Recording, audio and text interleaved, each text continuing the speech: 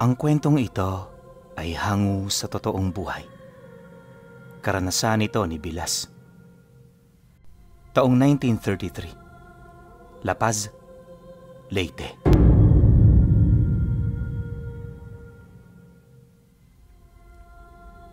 Noong mga panahong ito, silang dalawa na lamang ng anak niya ang magkasama.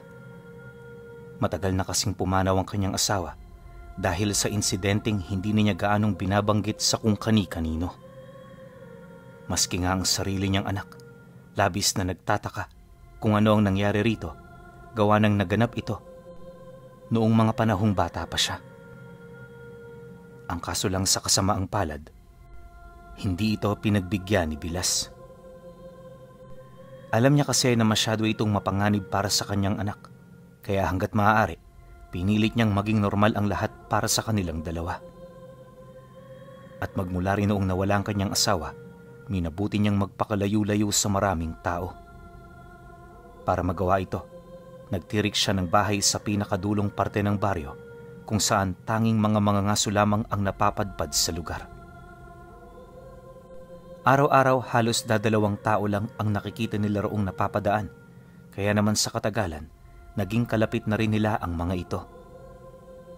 Minsan nga, binibigyan pa sila nito ng mga karne na siya namang nagpaparaos sa kanila sa loob ng ilang araw. Labis itong ipinagpapasalamat ni Bilas, kung kaya't sa katagalan, naging kalapit na rin nila ang mga mangangaso. Ngunit sa kabila nito, hindi pa rin siya gaanong nagpakakampante. May kung ano kasi sa kanyang sarili noon ang nagsasabing hindi ito basta-bastang mapagkakatiwalaan. Ayon sa kanya, maamo lang siya kung tingnan, pero sigurista siyang tao. Di niya bastang ibinibigay ang kanyang tiwala dahil na rin sa kanyang mga nakaraang karanasan. Dagdag pa niya na, kasama ito sa kanyang rason kung bakit napilitan silang lumipat sa lugar na yon. Alam niyo kasi, meron siyang mga bagay na tinatago na sa katagalan ng kwentong ito, unti-unti na niyang ibubunyag.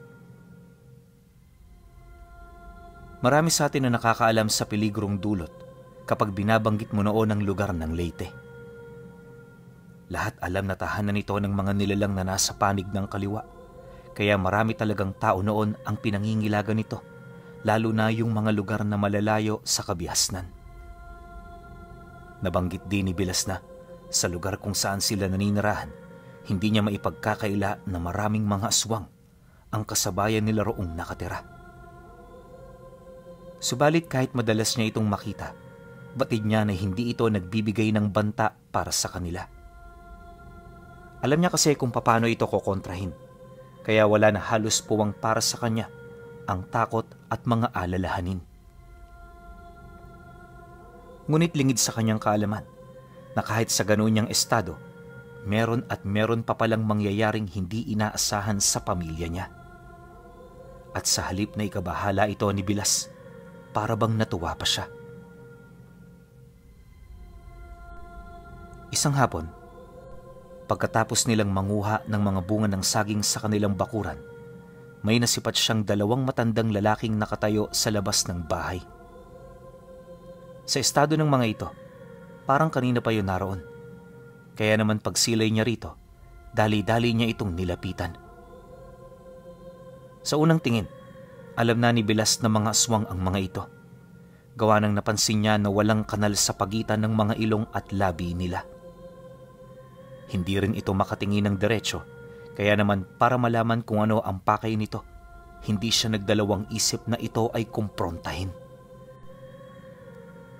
Paglapit naman niya sa dalawang matanda, una niyang napansin na parang naiilang ito sa kanya.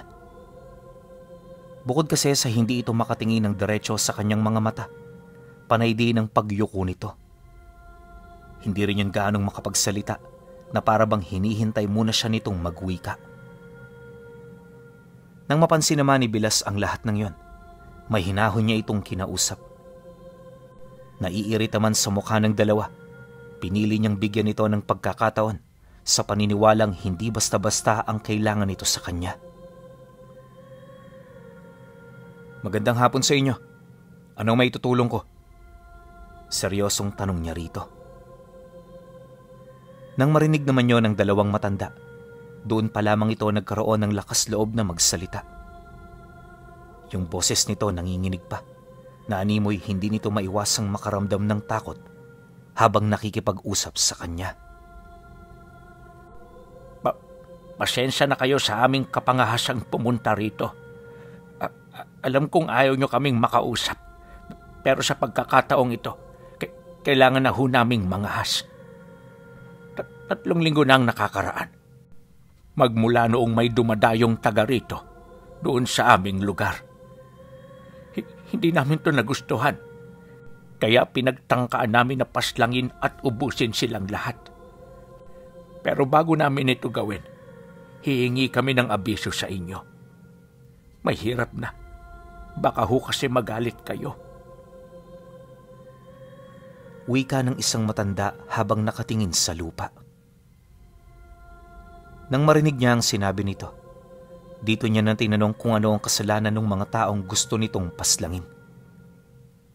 Hindi kasi siya ang tipo ng taong agad na sumasang-ayon hanggat hindi niya naririnig ang bawat rason ng magkabilang panig.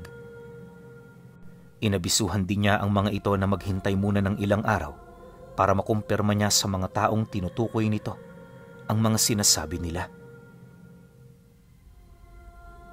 Sa pagpapatuloy ng kanilang pag-uusap, dito niya na nalaman ang lahat. Ayon dito, kaya nila gustong paslangin ng mga ito dahil sa ginagawa nito sa kanilang angkan. Marami na rin itong nagagawang kasalanan sa kanilang pugad, kagaya ng panginginain na nagdudulot ng pagkabulabog sa tahanan ng mga alaga nilang sigbin. Nabanggit din ito na may kapamilya silang nahuli ng mga ito na kasalukuyan noong tinatago sa kanilang baryo. Nang marinig naman yon ni Bilas, dito na siya nagdesisyong tulungan ng mga ito. Kumalma na muna kayo. Bumalik kayo rito bukas para mapag-usapan natin ang mga problema ninyo. Wala akong tutol sa inyong nais para makamit ang katarungan na inyong hinahanap. Pero bigyan niyo muna ako ng pagkakataon na makausap ang kabilang panig. Magtiwala kayo.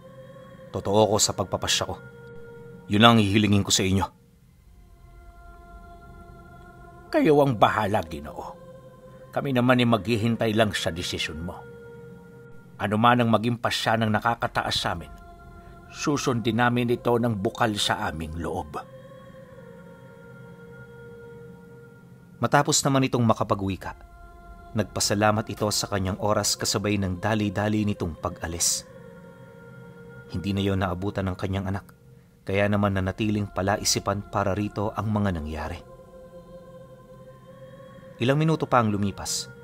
Dito na ito nagsimulang magtanong sa kanya kung sino-sino ang mga taong nakausap niya. Ngunit imbis na magsabi ng totoo, itinago niya ang lahat ng tungkol sa mga ito. Sa madaling sabi, nilahadan niya ng purong kasinungalingan ang kanyang anak. Bagaman hindi niya ito gustong gawin, alam niya sa kanyang sarili na wala siyang mapagpipilian. Hanggat maaari, gusto niyang panatilihin ang pagiging mangmang nito pagdating sa lihim na aral. Matapos ang kanilang pag-uusap, hindi na rin niya nag-isip pa ng kung ano. Literal na tinanggap nito ang lahat ng kanyang sinabi nang walang kahit na anong pagdadalawang isip. Sa pagsapit naman ng gabi, ganun pa rin naman ang naging ganap sa bahay nila. Pagkatapos ng kanilang hapunan, nag-usap silang dalawa ukol sa mga plano nila sa buhay. Hindi nagtagal, pagpahinga naman ng anak niya, lumabas siya ng bahay para pagmasdan ng magandang tanawin sa paligid. Malimit niya itong ginagawa, pero ayon sa kanya, hindi lang yon ang rason kung bakit lumalabas siya. Ang hindi kasi alam ng nakararami, may mga kinakausap siyang nilalang na nagbibigay sa kanya ng detalye ukol sa mga kaganapang nangyayari sa baryo. Sa pamamagitan ng pagdala ng mensahe ng mga ito, kahit hindi siya nakatira sa mga lugar na yon, nakakakalap siya ng mensahe ukol sa mga kaganapan doon. Bagay na lamang niya kumpara sa mga ordinaryong taong walang kakayahan. Ayon pa kay Bilasna, hindi rin bastang tagapagmasid ang kanyang mga alaga dahil sa mga kakayahan nitong lagpas sa kaalaman at imahinasyon ng tao. Bawat nilalang nakasanggang dikit niya, may kapangyarihan na halos may hahalin tulad mo sa kakayanan at lakas ng mga gabunang pinagsama-sama. Dahil dito, kung kaya't kahit ordinaryong tao lang siya sa paningin ng iba, nakukuha niya pa rin ang respeto ng mga nilalang na nasa panig ng kaliwa. Pagsapit ng sumunod na araw, alam na niya ang mga bagay na kinakailangan niyang gawin. Kasama ang kanyang anak, maaga pa nilang tinahak ang daan patungong baryo. At nang marating na nila ang lugar, di sila nagdalawang isip na puntahan ang bahay ng mga taong pakay niya. Pagsilay niya sa kinaroroonan ng mga ito, kampante naman siya roong lumapit, kasama ang kanyang anak. Tay, kilala niyo ba ang mga nakatira dyan? Para ngayon lang kasi tayo napadpad dito eh. Hindi anak, ngayon ko palang sila nakilala. Huwag ka nang magsalita pa. Sumunod ka na lang. Pagpasok nila sa loob ng bahay, sinalubong sila ng mga tauhan ng pamilya. Yung tahanan kasing napuntahan nila, literal na hindi basta-basta. At kung hindi siya nagkakamali, may mataas itong katungkulan sa buhay. Dahil sa ganun itong trabaho, nagkaroon ito ng impluwensya at malaking sakop ng mga tao. Marahil ay yun din ang ginagamit ng pamilyang yon upang makakuha ng kung ano-ano mula sa mga malalapit na lugar. Para makumpirma naman ito, nagdesisyon na silang pumasok upang kausapin ng maayos ang pamilya. Ngunit di pa man nila nakakaharap ang mga ito, napansin nila na kakaiba na ang pagtrato ng mga tauhan nito. Sa labas pa lang kasi ng bahay, mukhang iritable na ito at para bang nasusuka na ito sa kanilang dalawa. Hindi yun nagustuhan ni Bilas, gawa ng hindi siya ang tipo ng taong mahilig magtiis, lalo na kapag pinapakitaan siya ng mga bagay na hindi kaaya-aya. Walang sabi-sabi, agad naman niyang kinausap ang mga ito, habang may hinahon ditong ipinagtatapat ang mga bagay na kasalukuyan niyang nararamdaman. Mariin din niyang inilahad na hindi niya gusto ang ganoong pagtrato, kaya hanggat hindi pa siya nagagalit, mas mainam na baguhin na ng mga ito ang pakikitungo sa kanya. Ang kaso lang, nang marinig ito ng tauhan ng pamilya, hindi ito kaagad naniwala. At sa halip na ituring na seryosong kanyang mga banta, tila bang naging katatawanan pa yon para sa kanilang lahat. Nang mapansin naman niya ang ganoong pangyayari, dito na siya palihim na nag-usal, kasabay ng pasimple niyang pag-ihip ng orasyon sa mukha nito. Malakas ang karunungan na binitawan niya at hindi ito basta-bastang umi-epekto. Ayon sa kanya, aabutin pa ng ilang oras bago tumalab ang orasyon. At sapat na ang oras na yon para makaalis sila sa lugar. Maya-maya pa, nang marinig naman ito ang sinabi niya, bigla namang napahinto ang apat na sumusunod sa kanila, indikasyon na hindi ito natuwa sa kanyang sinabi. Bigla rin siya nitong pinigilang makapagpatuloy, kaya naman wala na siyang nagawa noon kundi kaharapin ang mga ito. Pagbaling niya roon ng tingin, dito na siya palihim na nagtaas ng bakod at puder kung sakali mang may mangyayaring hindi kaaya-aya. Nagdesisyon na rin siyang patulan ng mga manggagawa sa kadahilan ng labis siyang nainsulto sa mga pinagsasasabi ng mga ito. Pagsilay naman niya doon isa-isa, agad niyang narinig na nagwika yung lalaking kanina pang nakatitig ng masama sa kanya. Sinasabi ko na nga ba eh, itsura mo palang dapat ka na talagang kagalitan. Ikaw na nga yung humihingi ng pabor.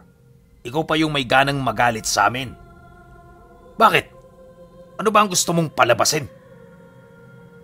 Galit na wika nito. Nang marinig naman niya ang sinabi nun, hindi siya natinag.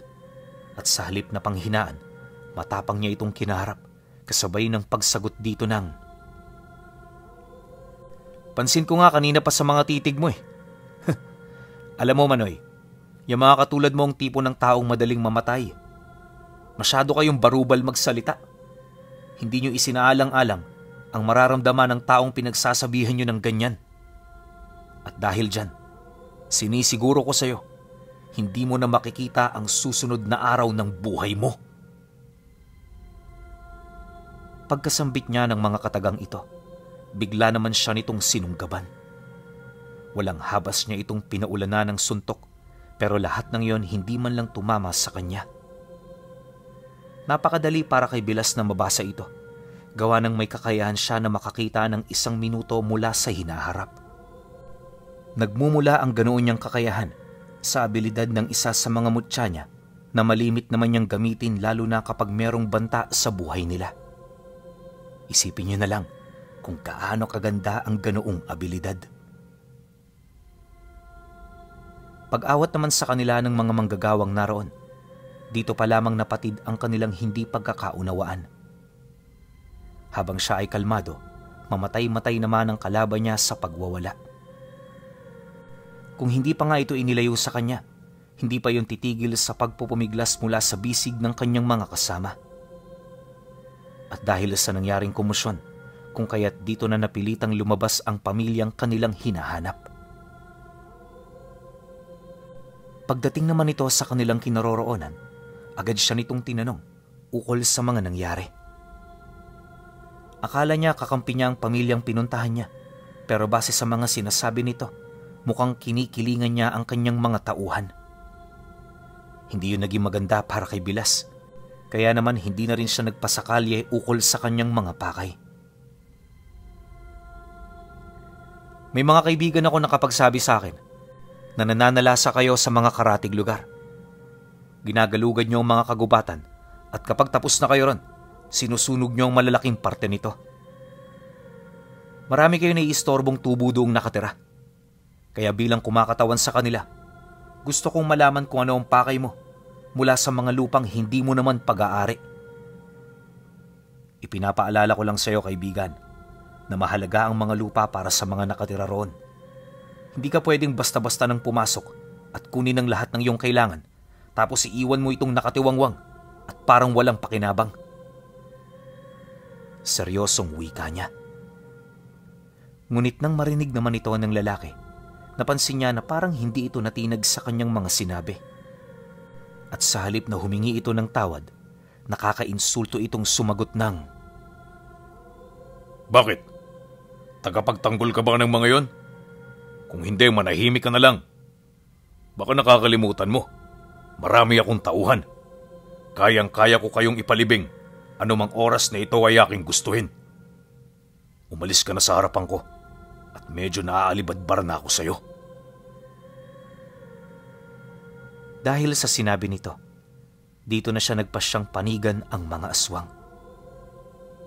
At bilang parusa sa kapangahasang sinabi ng taong yun sa kanya, inihipan niya ito ng nakamamatay na lason mula sa mga buhay na salita. Kagaya ng lalaking inusalan niya kanina, magtatagal din ito ng 1 oras bago ito tuluyang tumalab. Matapos naman niya itong maisakatuparan, dito na sila umalis. Bagaman hindi sila nakakapag-usap ng maayos, sapat na para sa kanya ang mga bagay na kanyang narinig.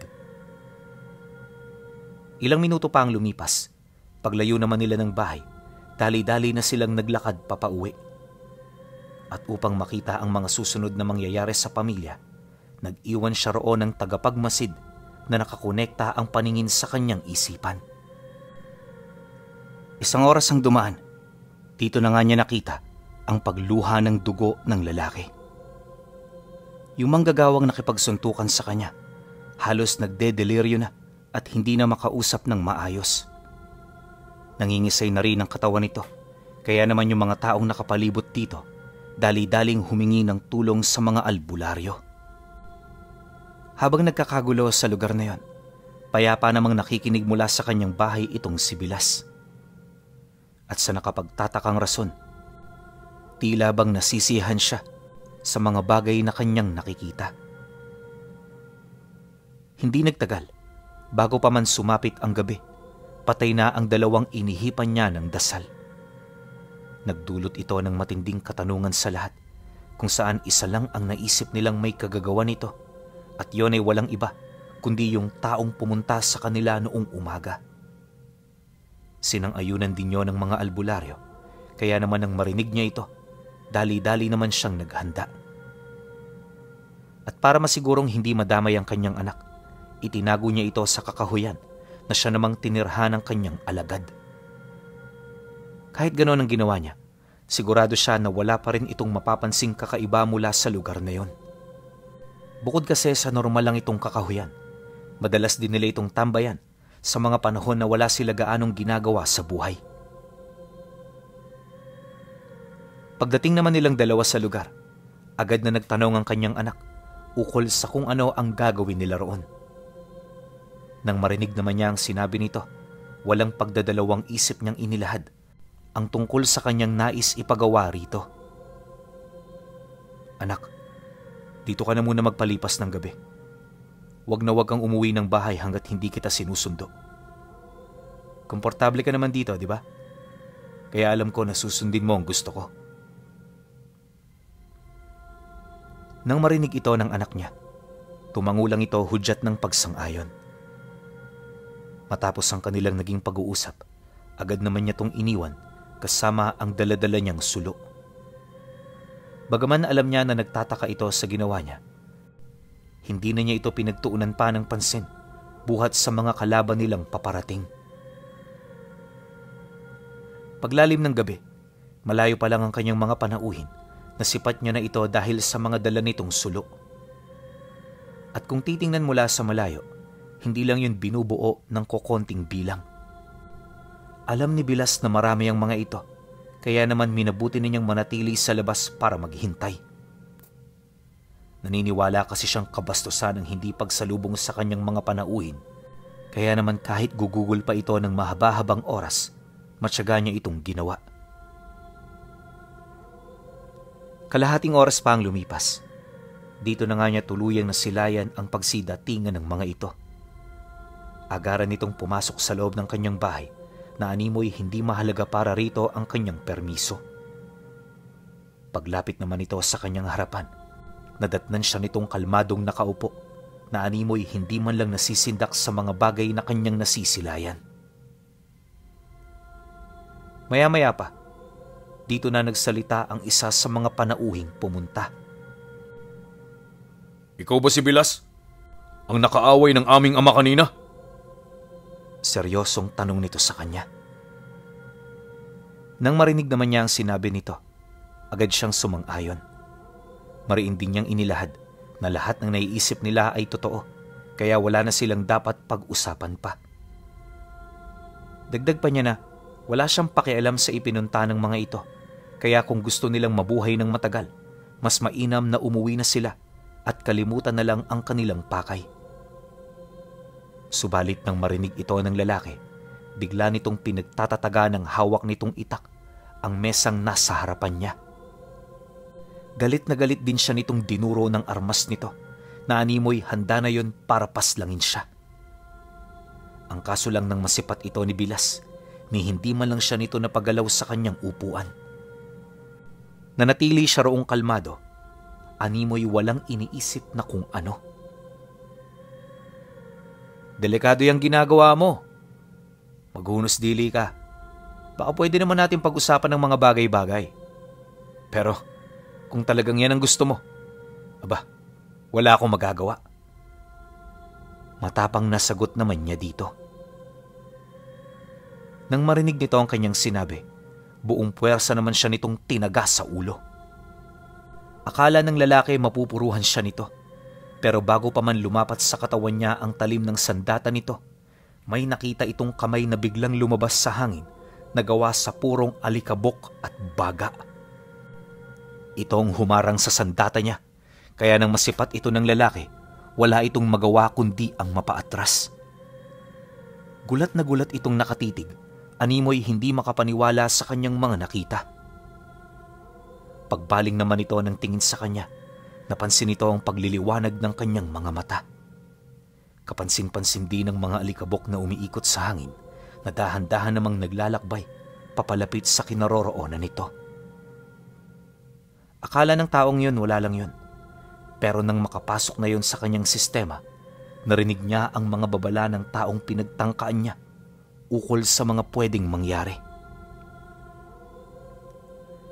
Hindi mo ba alam na yung mga alikabok na pumasok sa katawan mo ay unti-unti nang sisirain ng mga sistema mo? Maya-maya niyan, manghihina ka na at magsisimula ka ng sumuka ng dugo. Kahit tulungan ka ng mga kasama mo, hindi sasapat ang kanilang gagawin para makatakas ka sa kalagayan mo. At hanggat malakas ka, simulan mo ng magdasal. Nang marinig naman ito ng lalaki, bigla itong napaatras. Gulat na itong tumitig sa mga kasamahan niya. Animoy hindi pa rin makapaniwala sa kanyang mga narinig. Di nagtagal, paglayo naman ito, doon na siya nagdesisyong tawagin ang mga nilalang na ginagambala ng pamilya nito sa pamamagitan ng pagkumpas sa hangin. Malayo man sa lugar niya ang mga aswang na humingi ng tulong, nakarating ang mga ito sa loob lamang ng maikling panahon. Paglapag naman ito sa labas ng bahay, dito na nagsimulang umahon ang mga abwak na matagal nang namumugaran sa ilalim ng kanyang tahanan. Dahil sa presensya ng mga ito, mabilis nitong napaligiran ang grupo. Maya-maya pa, dito na nagsimula ang gulo na halos hindi sukat inakala ng mga taong bumisita sa lugar niya. Matindi man ang pagmamalabis ng mga ito tumakas para makaiwas, hindi na ito pinahintulutan ng mga nilalang, alinsunod sa kagustuhan niyang malipol na ang mga ito para sa katahimikan ng nakararami. Ilang minuto pa ang lumipas. Sa pagpapatuloy ng mga pangyayari, dito niya na nasilayan ang pagkamatay ng iilan sa mga albularyong isinama ng grupo. Gutay-gutay yung iniwan ng mga nilalang, pagpapakita ng kanilang kabangisan at kawalan ng awa. Di pa yun nakontento, pinugutan pa nito ng ulo ang kanilang mga biktima hanggang sa mawalan na ng lakas ng loob ang mga natira para lumaban pa sa kanila. Walang sabi-sabi, bigla namang lumuhod ang iilan sa mga ito, indikasyon na hindi na nila hangad pang ipaglaban ang taong kanilang pinagsisilbihan. Pagsilay naman niya sa ginawa ng mga ito, doon na siya mahinahong tumayo habang inaabisuhan ng mga aswang na wag nang gagalawin ng mga sumuko na. Ngunit nang marinig naman ito ng matandang naunang lumapit sa kanya, hindi ito nakinig. Akmang pupugutan na sana nito ang lalaking napaluhod nang bigla itong matigilan dahil sa kanyang mga sinabi. At para maipakita niya kung sino siya, pinaramdam niya dito ang kanyang presensya habang nagwiwika rito ng, "Kapag ginawa mo yan, hindi mo na makakasama ang pamilya mo. Huwag mo akong babastusin sa bahay ko sapagkat wala kang ideya sa kaya kong gawin sa'yo." Pagsambit niya ng mga kataga, biglang nanginig ang buo nitong katawan. Naramdaman kasi nito na parang yung dinagana ng malaking bato na agarang pumaralisa sa lahat ng kanyang mga buto. At sa isang kisap mata, sumubasob sa lupa ang nilalang, pilit na umaatungal habang humihingi ng tawad sa kanya. Pagsilay naman dito ng kapatid nito, dali-dali naman yung doong lumapit para ito ay tulungan. Ngunit sa kasamaang palad, wala rin yung nagawa matapos niya itong abisuhan na huwag makikialam. Hindi nagtagal, pagkalahad niya ng mga bagay na nais niyang sabihin sa nilalang, dito na siya nagdesisyon na ito ay pakawalan. Wala man kasi siyang balak na paslangin ito, dahil lang sa kanya lang, matuto ito ng leksyon na matagal na nitong hindi natututunan. Magbigay galang ka kung gusto mong makuha ang respeto ko. Hindi ko pinahihintulutan ng anumang kabastusan, lalo pat nasa loob ka ng bahay ko. Sige na, lumayo ka na muna. Magpahinga ka at pag-isipan mo ng maigi ang mga bagay na iyong ginawa. Wika niya sa nilalang. Nang marinig nito ang kanyang sinabi, agad naman yung sumunod. Hindi na ito naglakas loob na sumagot dahil alam ng nilalang na yon na ito ay nagkamali. Matapos naman nilang magkausap, dali-dali naman siyang lumapit sa lalaki na kasalukuyan noong umiiyak habang nakaluhod at nakasubasob ang mukha sa lupa. Maya-maya pa, pag-angat naman niya ng ulo nito, nginitian niya ito kasabay ng pagwiwika niya ng, "Maswerte ka dahil ikaw ang napili kong makaligtas sa inyong grupo. Asahan mong buhay kang makakauwi para matupad mo ang misyong ipapadala ko sa iyo, sapagkat hindi mabubuo ang isang kwento kung walang nakaligtas para magbahagi nito. Mabuhay ka, dalhin mo ng panghabang buhay ang anino ng mga nawala mong kasama." Matapos niya itong ilahad, isa-isa niyang pinugutan ng mga natira. Nang malipol na niya ang mga taong iyon, pinasamahan niya ito sa mga nilalang para ligtas na makabalik sa kanilang lugar. At magmula noon, hindi na siya nagpakita sa baryo dahil sa alam niya na maraming mga taong nagalit buhat sa kanyang ginawa. Ang tanging nakausap na lang din nilang mag-ama ay yung mga kaibigan nilang mga ngaso. Pero alam niyo, pinuno, na kahit gano'n ang kanilang sitwasyon, walang nagbago. At dahil sa kwentong dinala ng taong nakaligtas, kung kaya't pinangilaga na sila ng mga tao hanggang sa unti-unti nang maibaon sa limot ang mga pangyayari. Pero hindi dito nagtapos ang lahat. Gawa ng sa pagpapatuloy ng kanilang buhay doon, marami silang nakaharap. At lahat ito pumanaw sa kanyang mga kamay, buhat sa tangan niyang malalim na aral ng dilim. Alam ko marami ang hindi sasang-ayon sa sasabihin kong ito. Pero pinuno, alam niyo ba?